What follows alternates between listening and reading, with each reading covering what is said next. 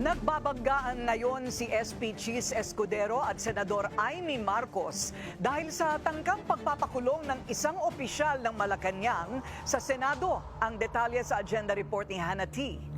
Hindi dapat magamit ang Senado para sa self-promotion. Ito ang pahayag ni Senate President Chis Escudero nang palayain niya si Ambassador Marcos Lacanilao mula sa detention kagabi. Na-cite in contempt kasi si Lacanilao sa pagdinig ng komite ni Senator Amy Marcos tungkol sa pag-aresto kay dating Pangulong Rodrigo Duterte. Kasama si Lacanilao sa jet na sinakyan ni FPRRD papuntang Hague, Netherlands. Siya ang kasalukuyang Special Envoy on Transnational Crime ng Malacanang. Sa pagdinig, nailahad ang isang ICC surrender form kung saan sinulat niyang hindi niya alam kung dinalabas si Duterte sa lokal na hukom bago sinuko sa ICC. Isa raw itong mahalagang hakbang sa ilalim ng Rome Statute. Kung ano po yung nabanggit ko kanina, yun po. Hindi mo rin alam, hindi mo pa rin alam na hindi siya dinala sa judicial authority. Yes, Mr. Senator.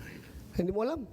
Yes, Mr. Senator. So you're lying. Nagmosyon si Senator Bato de la Rosa na i-contempt ang opisyal na agad inaprubahan ni Senadora Amy. There being no contrary motion, we uphold the motion to cite Ambassador Marcos Lacanilao in contempt. Agad na inescort ng Senate Sergeant at Arms si Lacanilao matapos ang pagdinig. Ani Senadora Amy, first time niyang mag-contempt ng isang resource person at hihintayin niya ang approval ni Escudero. Pero makalipas ang 2 oras, naglabas ng pahayag ang senadora na nakalaya na si Lacanilao. Anya, tumanggi raw si Escudero na pirmahan ang contempt order. Disappointed siya at delikado raw ito para sa authority ng Senado dahil pinalaya ang isang opisyal na nagsisinungaling sa harap ng mga senador. Nagpadala pa siya sa Senate media ng kopya ng contempt order na walang pirma ni Escudero. Agad namang bumuelta si Escudero ni hindi nga raw niya nakita ang order bago pa man makapag-post ang senadora. Pinalaya niya sila Lacanilao dahil nilabag ng komite ang due process. Dapat i-approve muna ng Senate President ang pag-detain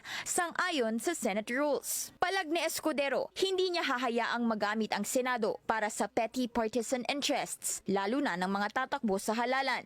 Hindi rin daw institusyon ang Senado para sa propaganda. Hinikayat pa ni Escudero si Senadora Amy na iwasang gamitin ang Senado para sa sariling political objectives nito at sa halip gamitin ang kanyang pangalan para sa unity, hindi pagkakawatak-watak ng mga tao. Bilang bahagi ng due process, maghahain si Escudero ng show cause order kay Lacanilao para mag-explain within 5 days kung bakit hindi siya dapat i-contempt ni Senadora Amy. Para sa agenda, Hannah T. Bilyonaryo News Channel.